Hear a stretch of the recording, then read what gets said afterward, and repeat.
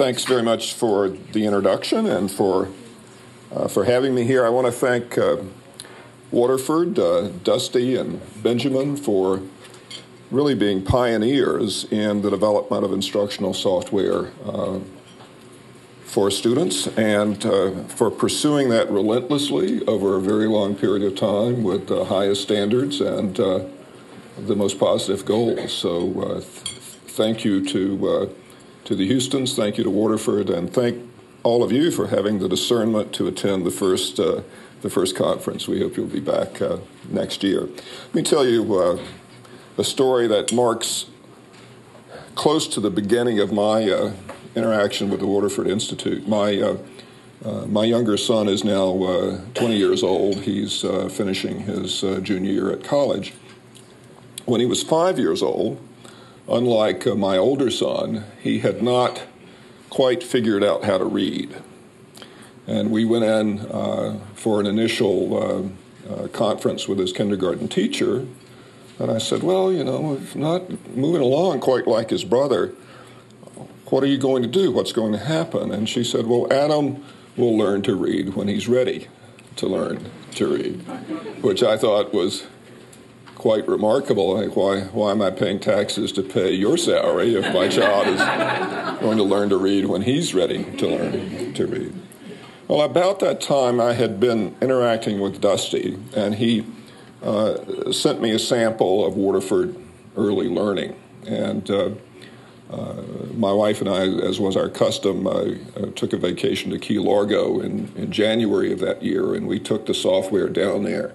And between breaks at the pool, we would go back in to the condo, and Adam would play around with Waterford early learning. And by the time we got back to Ms. Mirangello's kindergarten classroom, Adam had figured out what reading was all about. So thank you for that. And it does indicate, I think, the power of educational software to make things explicit, clear, and motivating when the kindergarten teacher doesn't have a clue. I want to set up what I'm to talk about tonight by grounding you in what you are probably bombarded with a lot if you're interested in education, if you read the papers or watch TV. And that's the current education reform zeitgeist. What is it that people think is the secret to improving American education? And I call it a zeitgeist because it's remarkable to me how many people are singing off the same choir book. Whether it's Secretary Duncan or the President or the Gates Foundation or the D.C. Public Schools or Michelle Rhee, everywhere I go, or Waiting for Superman, which was the featured film on my flight to Texas on Sunday, no matter where I go, it seems like people are saying exactly the same thing, which always worries me a little bit, even though I agree with a number of things they're saying. So what are they saying? And it's actually a longer list. I have a 2-hour talk on this. I'm not going to give you the full piece. This is just a setup for the rest of my talk here. So I'm going to focus on 3 things that are really core to the current reform zeitgeist.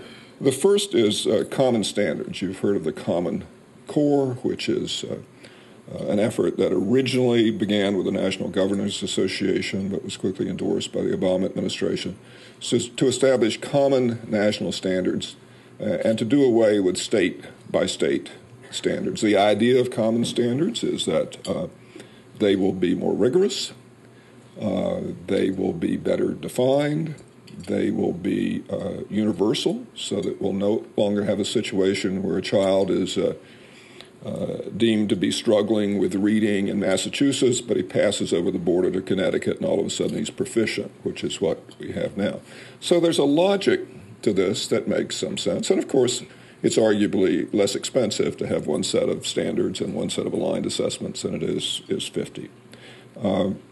These common standards are supposed to lead us to 21st century skills and to college and career readiness.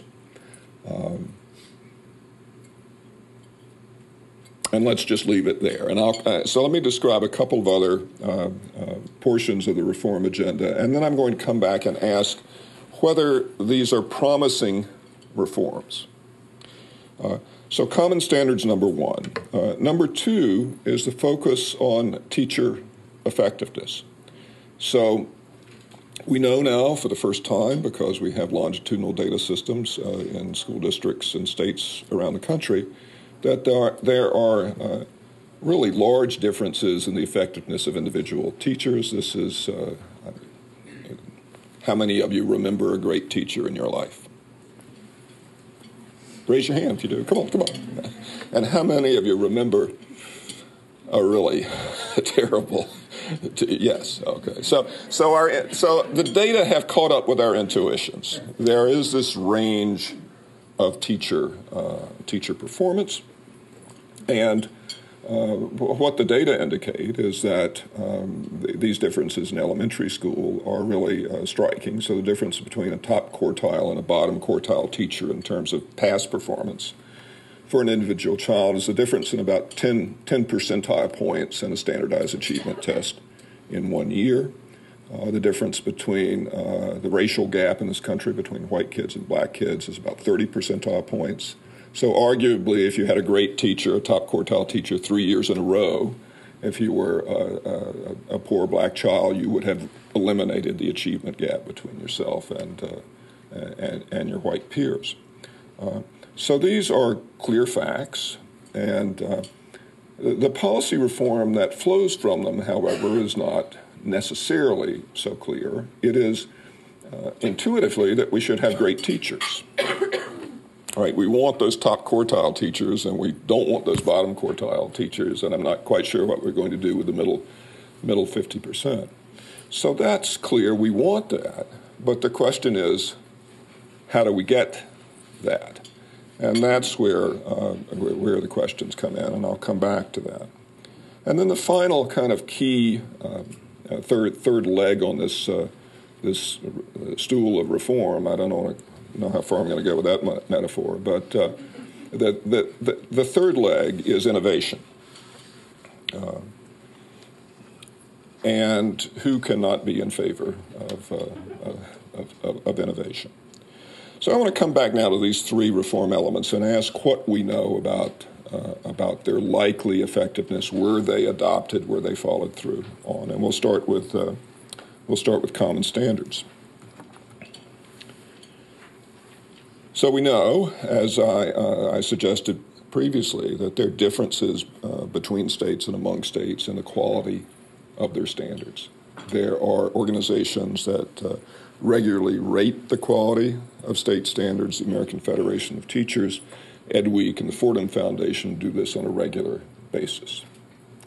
So if you think that good standards are a key to better student achievement, would it not follow that states with better standards would have either students with higher achievement or students who have gained more in their achievement than states with bad standards?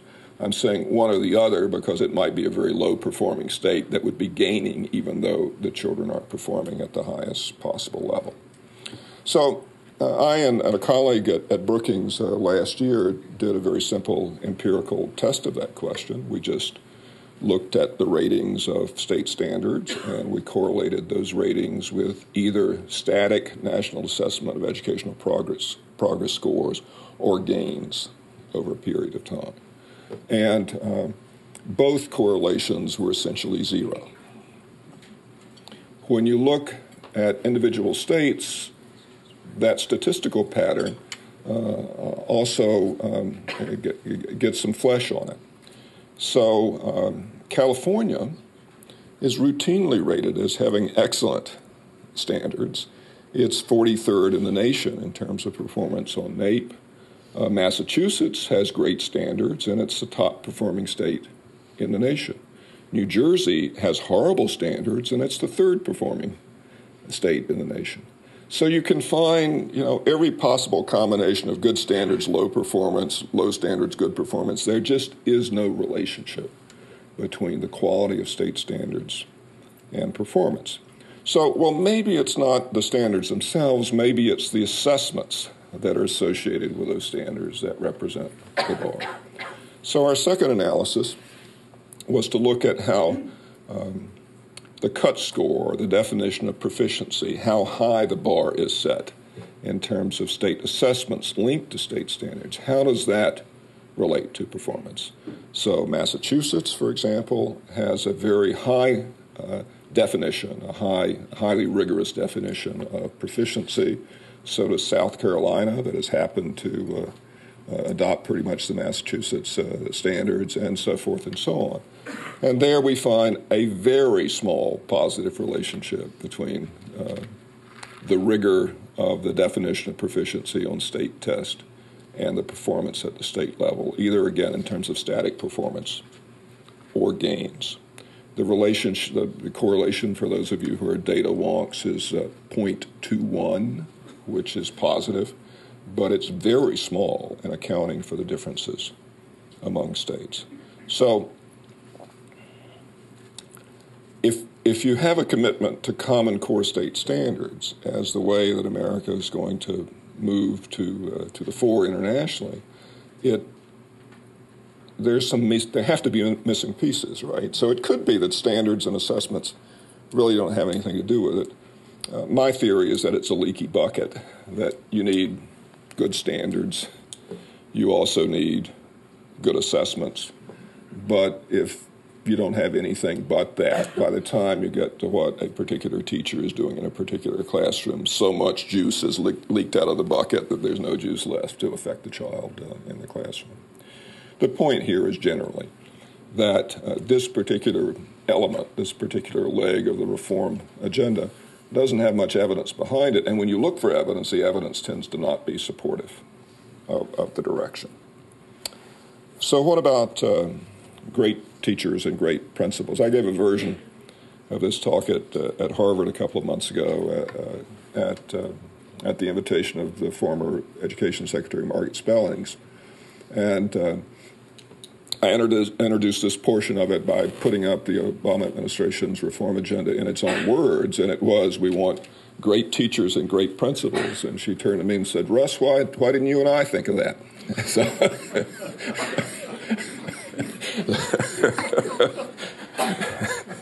the question again is, how do you get great teachers, and how do you get great principals?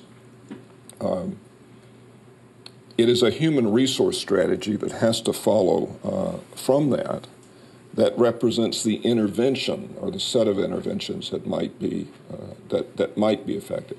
That is demonstrating natural variation in something, and that there are good ones and bad ones, and it would be better to have good ones than bad ones, is not the same thing as knowing how to get good ones and get rid of bad ones. I think there's promise to a reform agenda that tries to get better teachers in the classroom. I just want to point out that the evidence for how we're going to get there is relatively weak. If you look for some of the strongest effects you might find, you can look to studies of, for example, Teach for America. So everybody knows what Teach for America is. These are really bright kids from elite colleges who compete vigorously to get into Teach for America so they can teach for 2 years in high-need schools. There have been now several rigorous studies of Teach for America in terms of the performance of those teachers in elementary school. For mathematics, they have a positive effect. The effect is relatively small. It's not unimportant. Again, for data wonks, it's an effect size of 0.15, which is not to be thrown away, but is not anything to cheer about. That's for mathematics. For English language arts, there is no, they perform at the same level as regularly certified or the alternative in the schools in which they teach. Part of the idea, one of the human resource strategies for improving the teacher corps is merit pay. My former office, the Institute of Education Sciences, funded a very expensive study of merit pay in Nashville, Tennessee. Math teachers there could earn up to $15,000 for hitting a mark, a high mark in terms of the achievement of their students in mathematics. There were lower levels of financial rewards for lower marks. It was not a zero-sum game. That is, there was enough money there for every teacher who hit the mark to get the incentive. The incentive represented about a third of the base salary of the teachers who were being incentivized. So, this is not a trivial carrot put on the table. I will quote from the author of the study as he was interviewed after it was released. Quote, simply, the question was, what were the effects of merit pay in the Vanderbilt study? His answer was simply, did not do much of anything. So there were no effects on the performance of teachers. Those who were eligible for merit pay did not manage to increase the achievement of their kids. If you've seen Waiting for Superman and know some of the sequel to it, you know some of the political risk of trying to institute a new human resource policy in the schools. So Michelle Rhee, who was really at the point of reform in this issue and dismissed about 300 teachers in Washington, D.C. and closed 20 schools, managed to lose the mayoral election for Mayor Fenty.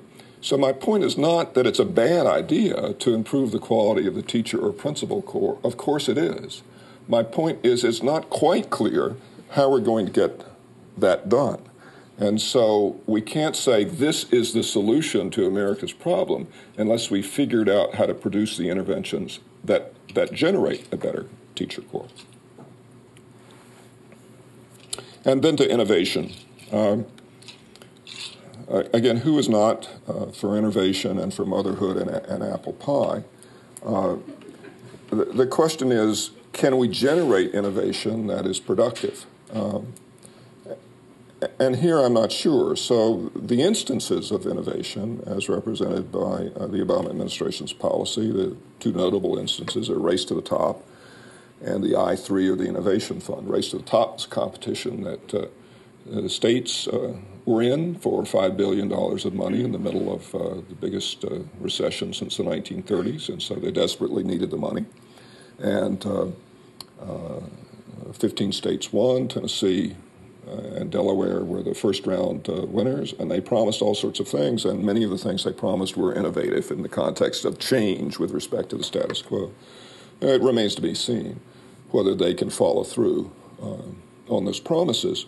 And some of the things they promised were, as a matter of fact, the major things they had to promise were the things I've just questioned the effectiveness of. They had to promise to reform their teacher human resource policies, to identify effective teachers and reward them, and they had to promise to sign on to the Common Core state standards.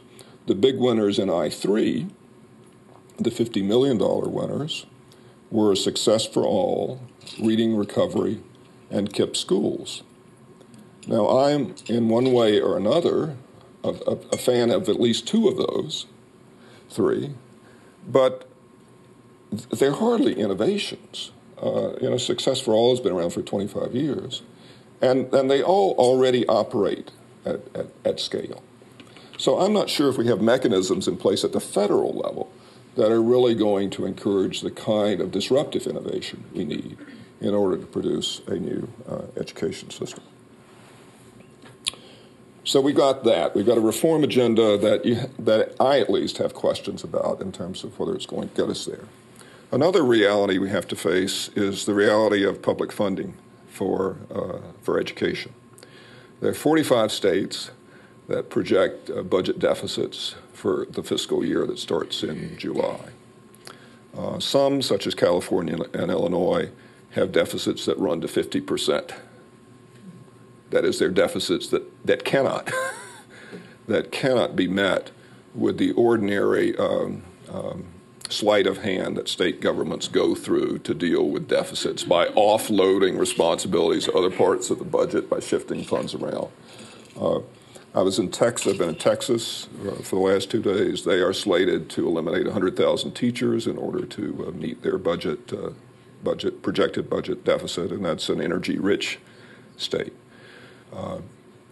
these problems are partially cyclical. You know, we are in a severe recession, or fighting our way out of a severe recession. And you can argue that maybe we'll get back to normal in 7 or 8 years. But I and a number of other people think that a lot of these problems are structural, not just cyclical. So that we have, for example, a pension system and a healthcare system associated with retirement benefits for public employees, including teachers, that are simply grossly underfunded in most states. And dealing with that is going to cause a press on public revenues for the foreseeable future. So what do we have? We have a popular reform agenda based on actions for which there is little evidence of effectiveness. The popular reform agenda does nothing to address productivity and the fiscal realities of present and future public education. Common Core standards are not going to save us billions of dollars. Hiring more effective teachers is arguably going to cost us more than the hiring patterns we currently engaged in. So what should we do? What about curriculum and instruction? Let's look at that for a moment in terms of evidence of effectiveness. My former agency, the Institute of Education Sciences, carried out a comparative effectiveness trial of 4 first-grade math curriculum. A comparative effectiveness trial is one in which, in this case, there are 4 interventions, but classrooms, in this case, it could be kids in other cases, are randomly assigned to one of those instances.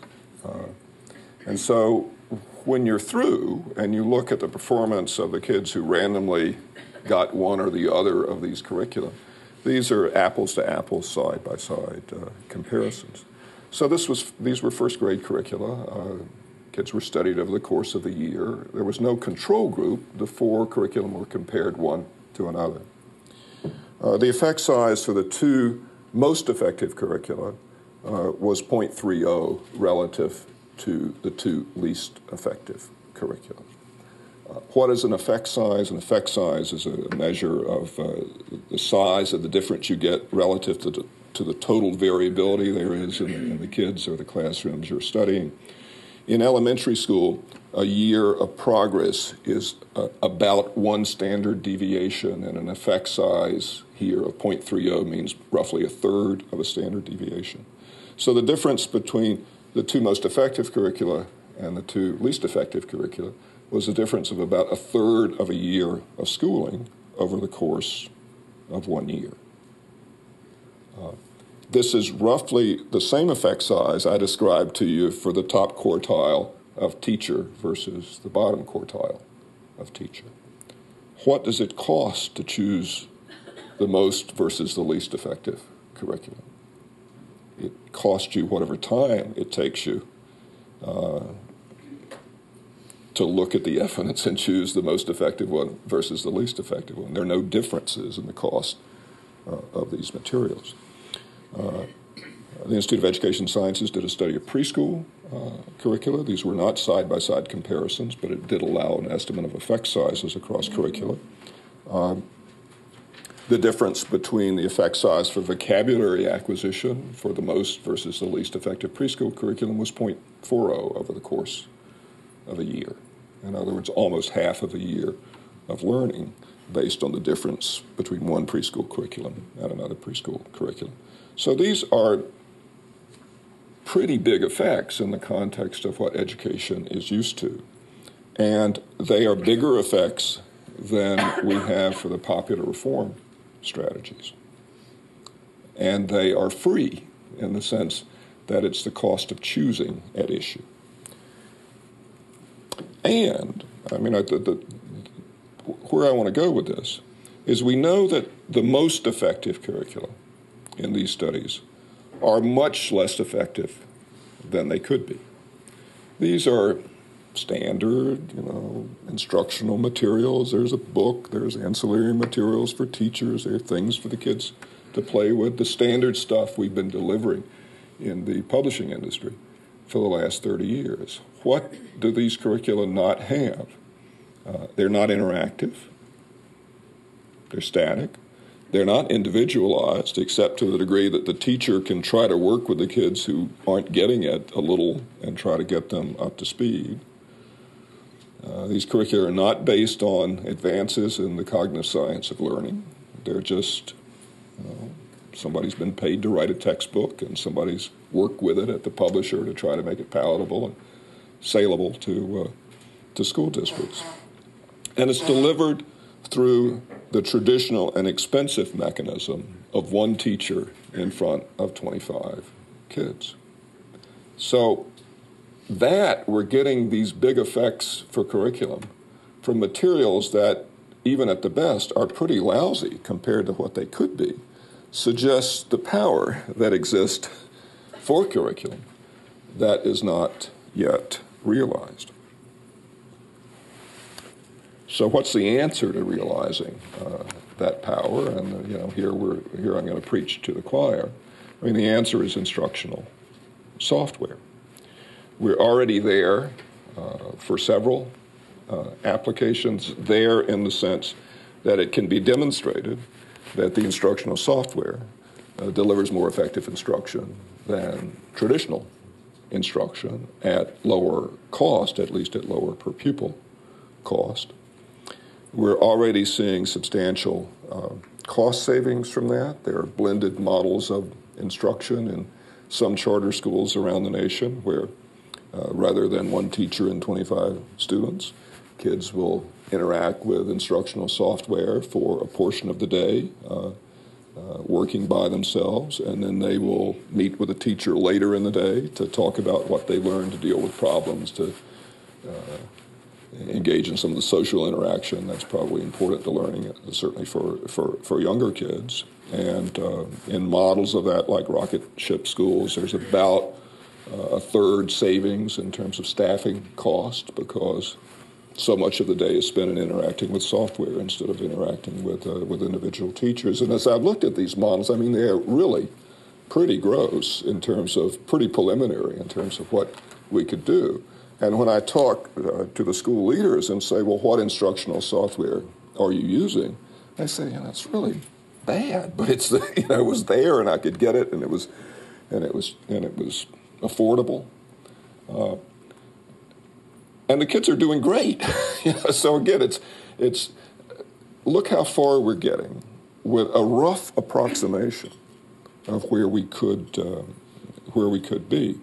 The future here, I think, is very exciting. I was asked by the Hoover Institution, along with a number of other people, to write a speculative piece about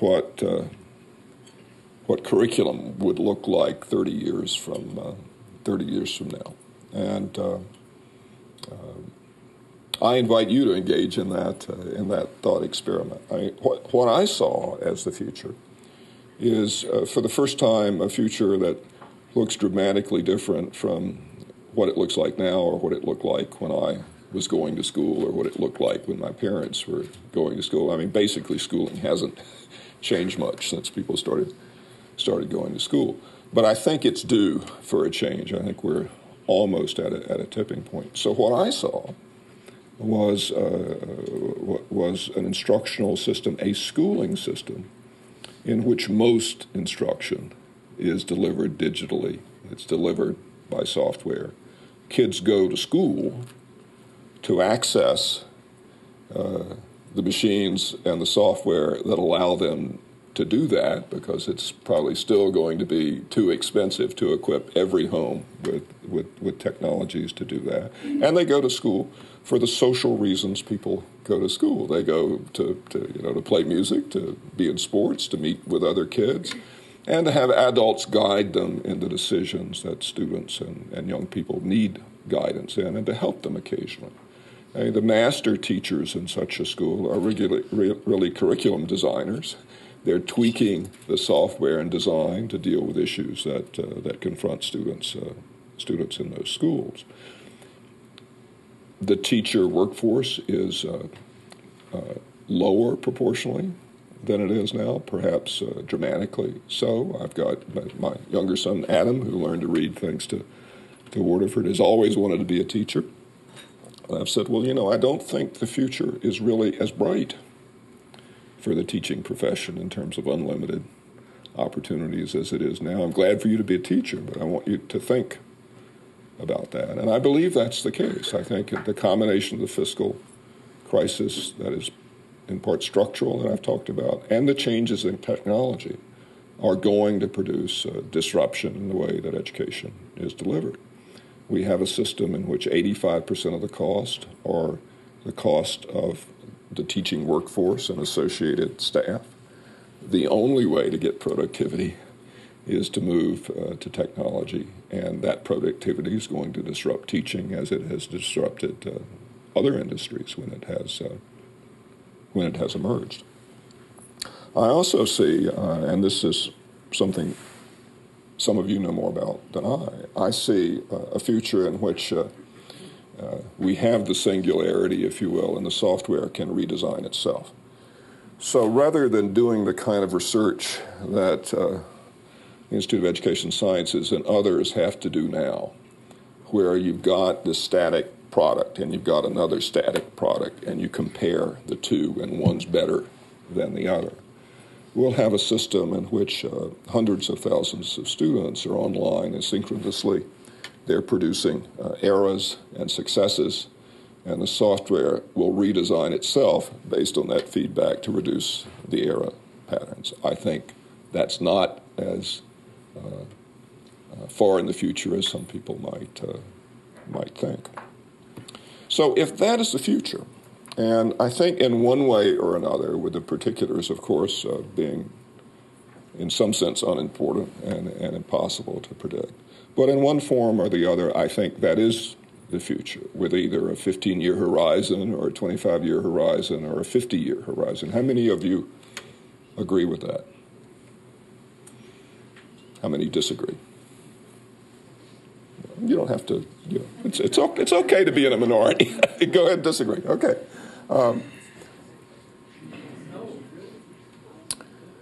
Let's imagine that something like that is the future at some point. And let's also imagine that we want that future. You don't have to agree with that, but let's imagine we want that future. What are the barriers to getting there? The principal barrier, I think, is that there is no market for it presently. Let's take an example that has more data associated with it than instructional software, and that's the example of virtual schools.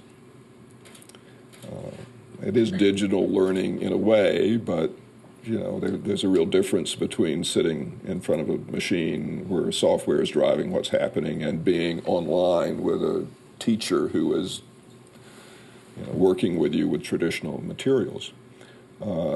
There's a lot of evidence that that virtual schools work about as well as traditional schools.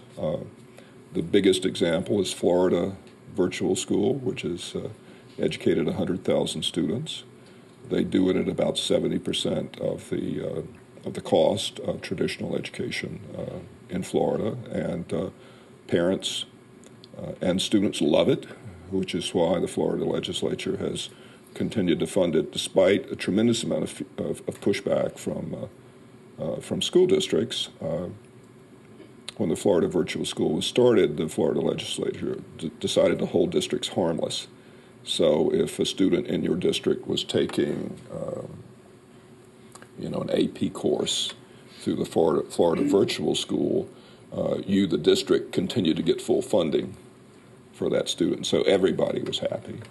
But with the growing popularity of the Florida Virtual School, the legislature said at some point, "Oh, why are we paying twice to educate these students?" And so at that point, districts lost a portion of their capitation fee for students who were getting instruction online. And so there was a furor in Texas, and the districts didn't want it anymore. But the legislature has more or less held firm. That's the exception to the rule.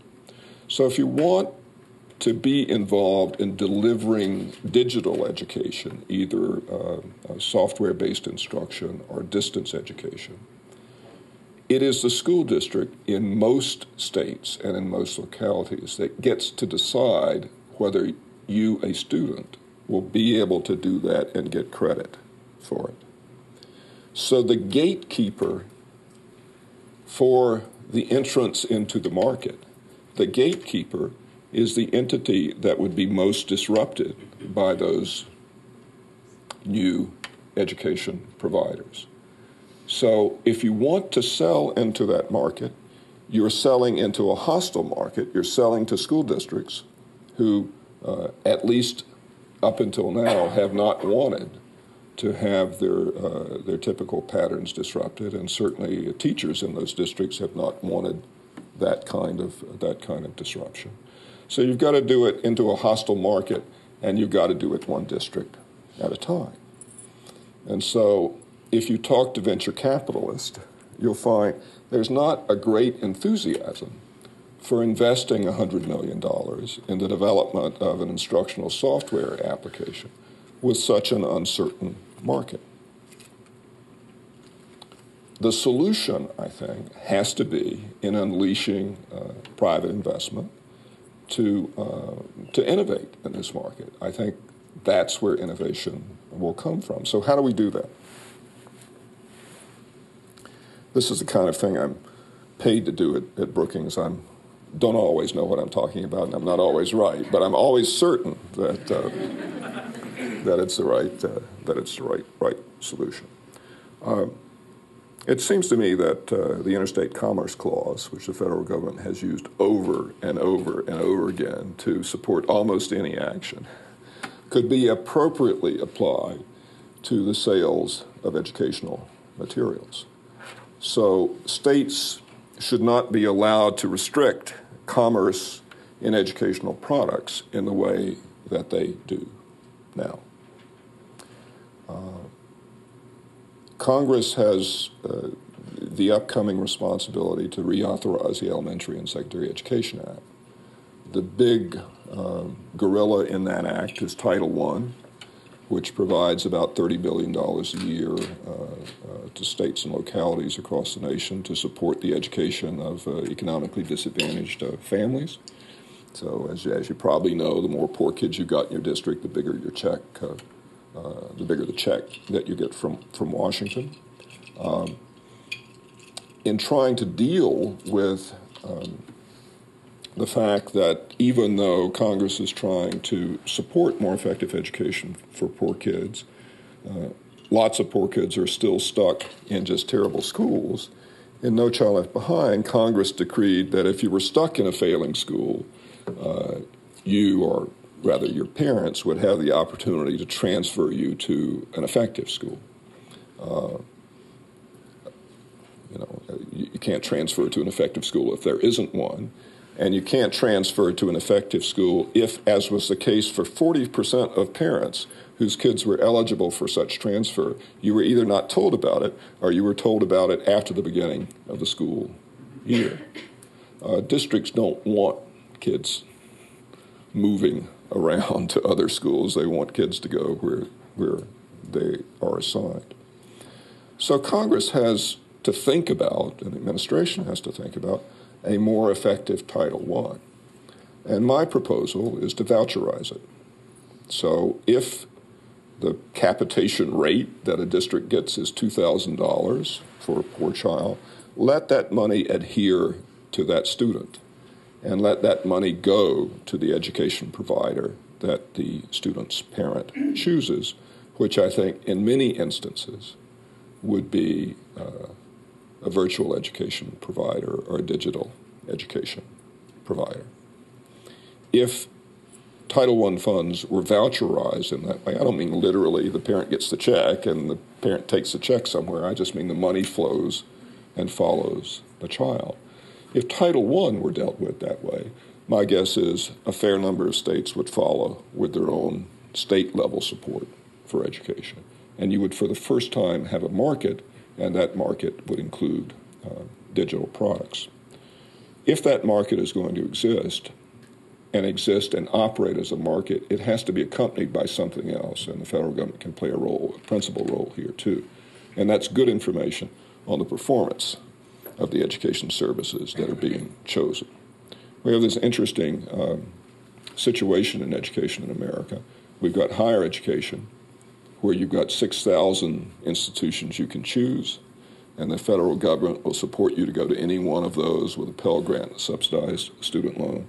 And we have virtually no information to support that choice. You can't tell me whether Princeton is better than Yale, is better than the University of North Carolina. You might like one more than the other, but you can't tell me whether a student who goes there is more likely to get the kind of employment he or she wants as a function of that education. So we have no really good information. And in K-12, we've got a fair amount of information and no choice.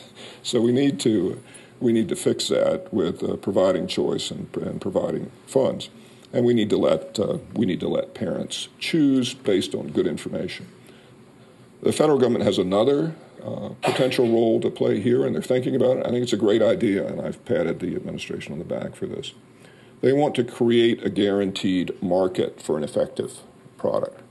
So as the Gates Foundation did in Africa, where there were pharmaceuticals needed that no one would invest in, they said, we'll buy 2 million units of this drug if you can only develop it. And so you've got pharmaceutical companies knowing that they've got a guaranteed market and investing in the development of the product that will allow them to generate those sales. The federal government is thinking about doing that for educational software.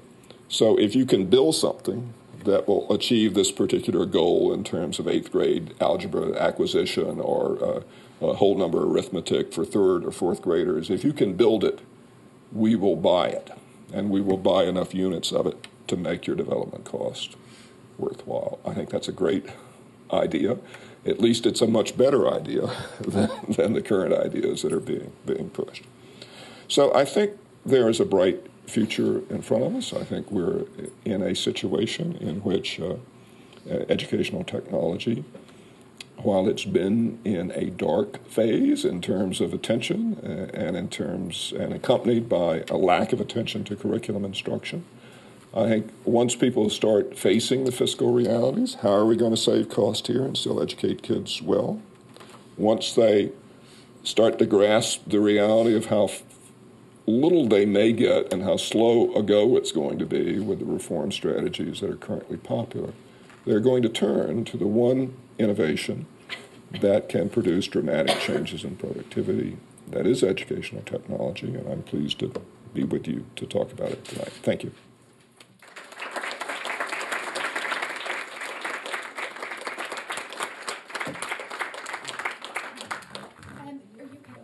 Oh, sure. Let's go ahead and open for Q&A questions. Anyone want to start? Questions? Sure. Go. Yeah, is there any research today that it is really possible that the software redesigns itself? No. So I'm imagining what will happen because 20 or 25. Analysis is a very difficult thing anyway. Yeah. I mean, the best I can do is point to what Google does now and kind of redesigning its own pages, which is to take advantage of all the information that's pouring in on use to change the way things are presented. I mean, that's very different from the software redesigning itself. What do you think, Dusty? Do you think that's a possibility in the future? Yes, I mean, you see it with Big Blue or the computers that play chess. Right. And they just keep working on it, and then they build it so it improves itself. And that will happen grossly for a while, but then it'll just get... Where you said 100,000, I think we'll have databases of millions of children. Sure. I'm often accused of hyperbole, so I didn't want to go there, but I agree with you. I think your insights are just brilliant. Thank you so much for offering Thank you. Yes? You spoke a bit about singularity, and I'm wondering what your thoughts are about how soon or if we will get to a point where the difference between machine and human begins to merge, what that means of the implications of education, and do we need to consider that we're going to have to continue to educate children as we are now, or that we will begin to merge with the machine and that will be presented with new challenges? Well, gosh, I guess I opened myself up for that. But my crystal ball here is probably foggier than yours is on the science fiction of the singularity. I probably shouldn't have introduced the term. What I am sure of is that machines are going to get smarter and faster and increasingly able to do things for us that are now quite laborious. I mean, curriculum design now is really pretty tough going. There's a lot of intuition that goes into it. There's a lot of trial and error, and just getting the information you need to correct your mistakes takes a long while. And so that design process has to get a lot more efficient and effective as we get more machine intelligence involved in it. I mean, I know that's going to happen, whether we're going to be cyborgs or not. I don't know. Yes? I think a lot of what you said is really interesting. I have a much easier time thinking about it in terms of K-12 education. Yeah. But I'm wondering if you could speak a little bit about how it might apply earlier to pre-K and maybe even younger, if the same set of recommendations and your vision for the future would apply, if not, how would it be different? Well, pre-K is interesting as a market in that it has some similarity to higher education, in that parents do get to choose, and those choices for lower income parents are voucherized in a way because federal support for low income working families flows to daycare operations. It's also similar to higher education in that there's no information available to parents that allows them to make a reasoned choice. And of course, it's different from higher education in that the choices are constrained by, it's got to be somewhere close to where you live or where you're going to work. You can't send your preschooler, if you live in Utah, to Massachusetts to go to that really great preschool, or vice versa. I would say. What the Waterford Foundation is doing, I think, is demonstrating that there's a strong role for software in preschool education. It's going to, I think, take a different form. It's going to empower parents in the preschool period to take a more active role in seeing that their kids learn what they need to learn. It will be kind of like homeschooling, if you will, but in the preschool period. And anything that helps parents be more effective parents, any piece of software that helps parents be more effective parents, is going to help preschool teachers be more effective as well. That port is, I think, not a particularly difficult one. I think what this development, there's an aspect of human development that is important as we think about how software is going to affect education. And that's the degree to which emotional attachments and human interaction is critical to providing an emotional infrastructure for all of life, including engagement with educational materials.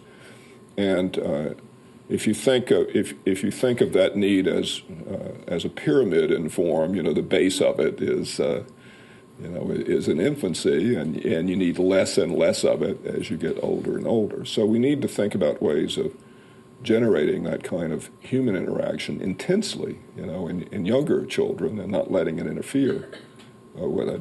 I think as students get older, it's increasingly possible to have that human interaction be from a distance and virtual, as opposed to the kid next door. The difference between my 28-year-old and my 20-year-old is, I can still hear my 20-year-old when he comes home, from college in his room, yelling and talking to people, and some of them are in China. And I don't know what he's doing, but I do know he's involved in gaming software that allows that kind of community, even though he's never met those people. And part of my imagining for what education is going to look like 30 years from now is that we're going to have avatars online that provide substitutes for the kind of social interactions that we historically would have gotten, on the block. But don't you think that it has to add to what teachers are doing in the classroom? Because when we have an educational software, as a teacher, I would like to have it in my school. Yes. Because I don't know how you feel. I think the parent at home has to be a parent, not a teacher, and that the boundary can get mixed up. So the moment the parents are doing the teaching at home, they're not only being parents, they're teachers, and all the relationship with the child changes. Well, I don't know. I mean, I think it does depend on the. We need to be very careful of what age of child we're talking about. So, I'm talking about kids in the I'm talking about kids in the preschool period, where their parents are their teachers, their first teachers, and their most powerful teachers, and where the things that children are learning are well within the capacity of parents. They're learning to interact. They're learning vocabulary. They're learning, how to get what they want, make their needs known, and they're learning some pre-academic skills. There's a lot of research out there, including research with Sesame Street and Between the Lions, that shows that when parents sit there with their kids and engage in the interactions with them that are kind of formed by what's on the television, that they can learn a lot from those interactions, and well-designed instructional software can be more powerful than, Between the Lions, one episode written for every child in the nation, no matter, what he or she knows or what the parents can do.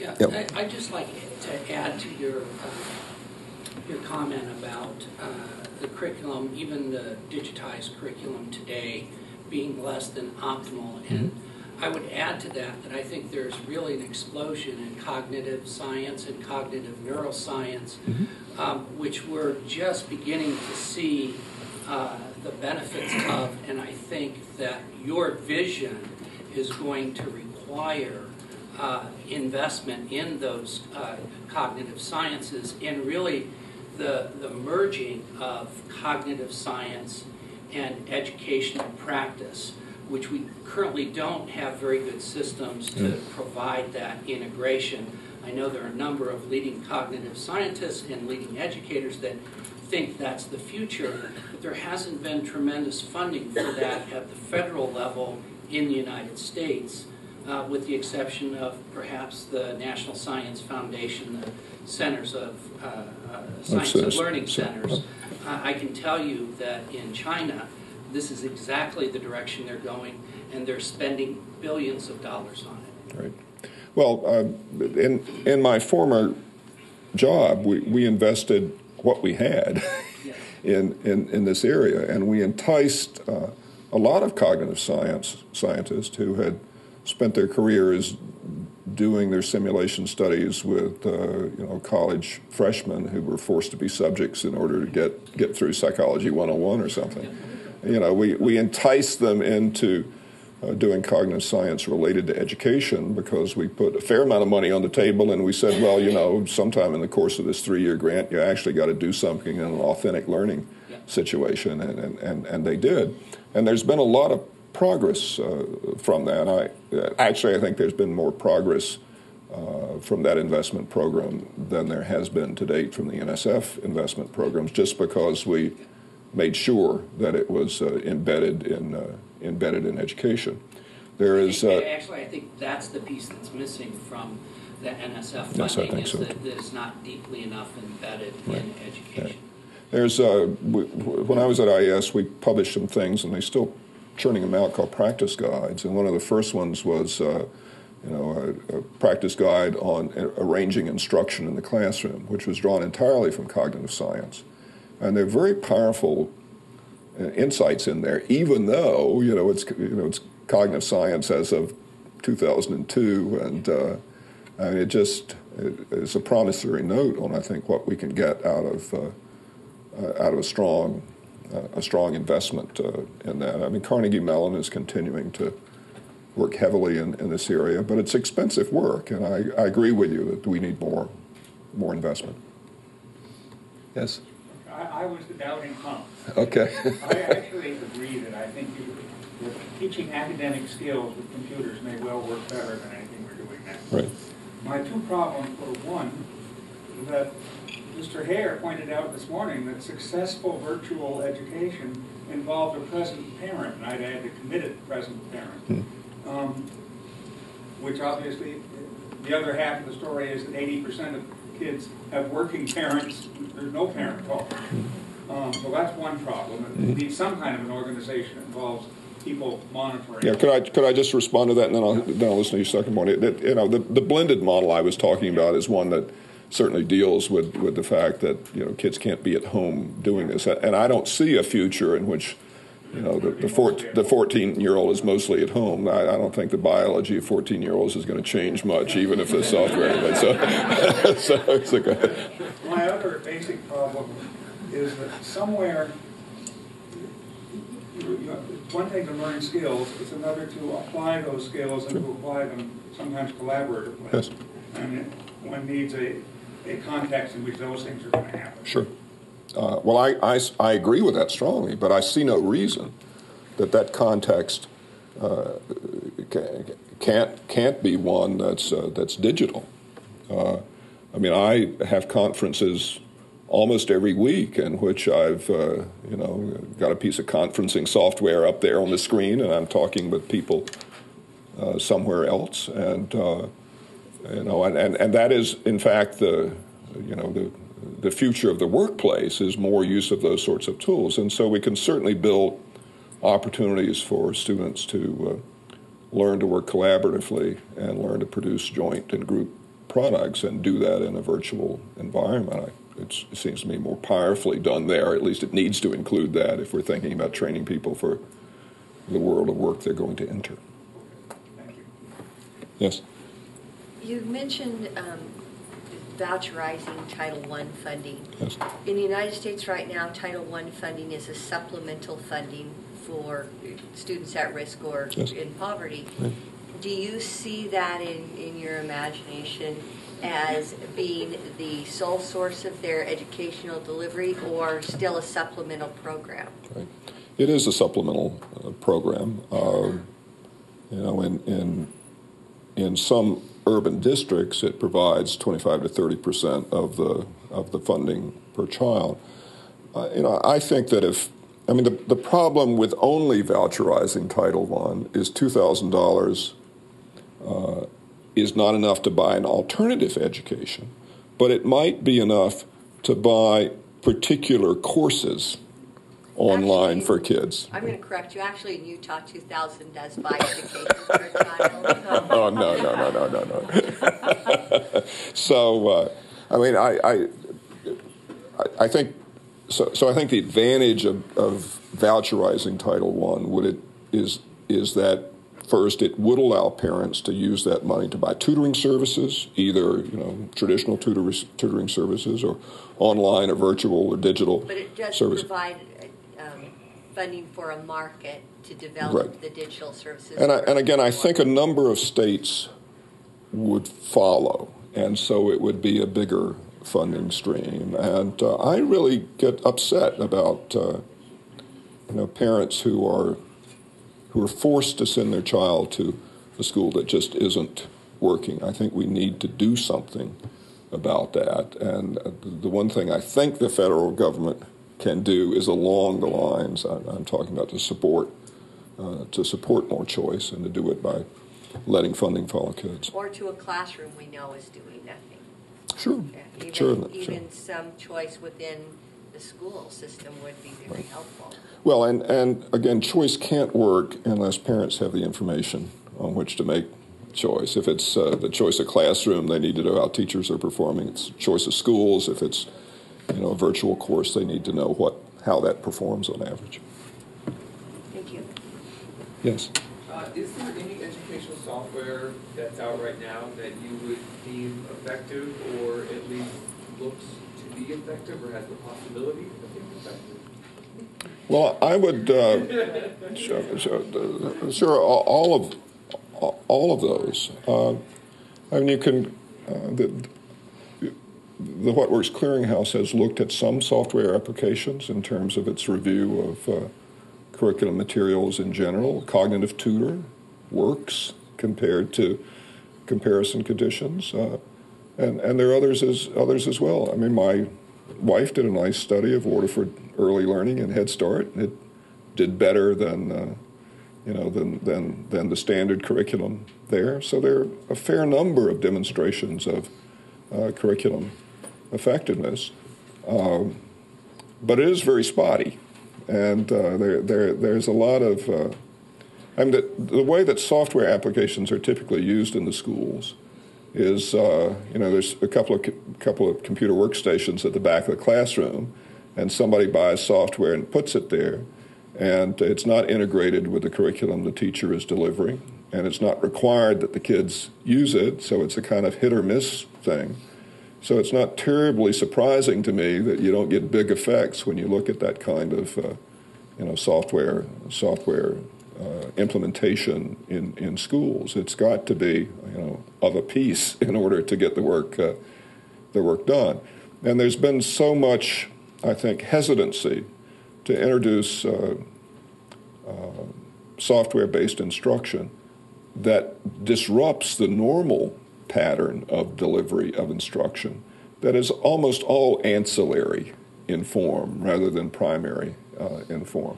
So I'm not sure we have any instances out there presently of well-designed software applications that are intended really to carry the load of core instruction in an academic subject. I may be wrong about that. You can, anybody can correct me on it if they want. I see a change in their behavior, that there's so much control there. Mm-hmm. And I've been looking at a lot of software for a long time, and I did a count in the App Store in iTunes, and I was astounded to see that there were 13,000 titles that have been tagged for kids. And I don't know how I'm going to ever review those. I've been reviewing software since 1986, and I've reviewed formally 12,000 titles. So in the last 4 years, since the iTunes Store came, there's been more software, or more titles created. And the dark side of this is that iTunes is upsetting a lot of traditional businesses. Mm-hmm. These products are being sold for the price of sales tax on a learning company product 10 years ago. Right. What's going to happen? I mean, it seems crazy. And in my talk tomorrow, I'm going to share some of the amazing products that you can get for $1, right, as well as some of the horrible ones. But that you're going to get for $2, man. Yeah, exactly. I mean, where do you see that this is certainly an upsetting kind of, where does that fit? Well, I mean, it's one of the things I'm involved with a startup in the higher education marketplace, and the question is, how do you monetize this stuff? And I think that's the question you're asking. If people are going to give it away, where does the income come from to actually develop good products? It may be that what we're seeing is kind of a lot of people generating applications in their garage because there's a new tool out there, and they think that there's possibility of monetizing what they're doing, and they will find that there is not, and so that activity will diminish, and you'll see a more regular market develop around products. But it may be that there are new ways to monetize those free apps that pay for the development cost, even though the application itself is being given away. I mean, I was with a bunch of higher ed entrepreneurs a week ago, and so one of them, and it's an application, it's a web application called. It's either MyEDU or ConnectEDU. There are two companies there, and they're different, but they've both got EDU in them, and I can't keep them straight. But his company lets students go online and find out what the course schedule is at a particular university, how the professors are rated for those courses, and lets them, in some cases in cooperation with the university or college in question, go ahead and sign up for the courses through that web application. And as soon as they sign up, they get a list of the books for that course, and they can purchase those books online from Amazon, and the website gets 7% of the sales of those textbooks. And so, all of this is given away to students, but there are ways of capturing money. So I think that, you point to I think it was clear in my talk that a fundamental issue here is that we need a marketplace to develop a new generation of powerful applications, and we're not going to have a marketplace if there's no way to make money. And I don't think we're going to have a marketplace just expecting the federal government to do all the R&D cost. I think the new reality of state budgets is in part a new reality of federal budgets, and we're not going to see a great big pot of money going into this area. So the only way we're going to get it is to figure out a way to have a market for development costs. So that's the best I can do. I agree. Yes? Where in your sort of vision that you're talking about do you see responsibility for quality control or accountability for public funds residing? I mean, SES has been not examples of high quality in most cases produced for what parents are purchasing. And if you're talking about a system where parents are cobbling together a variety of providers, it becomes very hard then to measure the impact of each of those individual providers. So, and we're talking about public funds in most of these cases as well, so there's public accountability. Where do you see that responsibility? Well, I don't think it is as nearly as hard to do that as you suggest. So what some school districts are moving towards is a beginning of course assessment and end of course assessment in virtually everything, including physical education. To the extent that we can move a measure of progress or growth down to the level of the individual course that's being provided, you could imagine parents choosing from a menu of options and having information available on the past performance of students like that parent's child in that course. And I think if we're going to allow and incentivize and promote greater parent choice, the only responsible way to do that is in combination with a strong requirement for information on performance. And it's got to be much better, richer, more detailed information than we get now from No Child Left Behind, which is, with state assessment at the end of the year and grades 4 through 8 in 2 subjects. We need much more than that. It has to be growth, and it has to be growth that's contextualized in terms of the particular characteristics that the child and the family bring to the problem. I don't think that,